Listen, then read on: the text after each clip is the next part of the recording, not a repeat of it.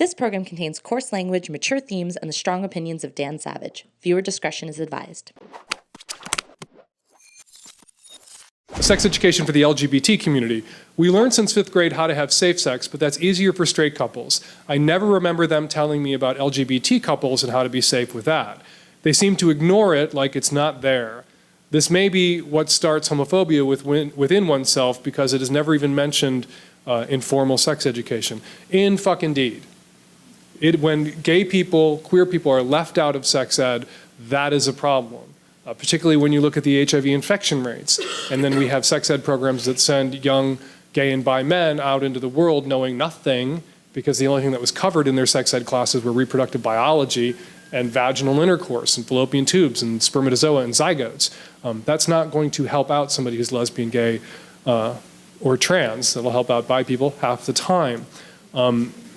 We have a problem in our education system where we can barely acknowledge the existence of where we are not allowed to acknowledge the existence of gay children.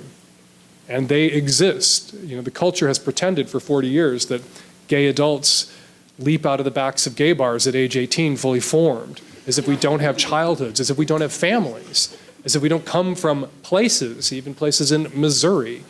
And we do, and we are badly and poorly sexually educated. Increasingly, so is everybody else.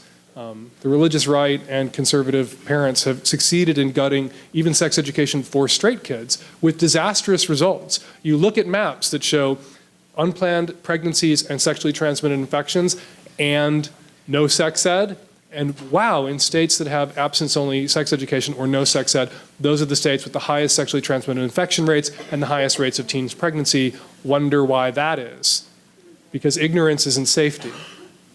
So what do we have to do? We have to fight, and it's a long-term battle to change the culture, and it's going to take 100 years. But there isn't much sex education out there for the LGBT community, and increasingly there's not much out there for the straight kids either, which is why kids are getting their sex ed now from porn, which is a problem, because porn is not realistic.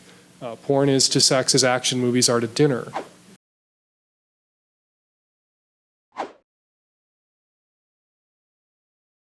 The way guys are socialized just to demand, demand, demand, and women are socialized to defer, defer, defer.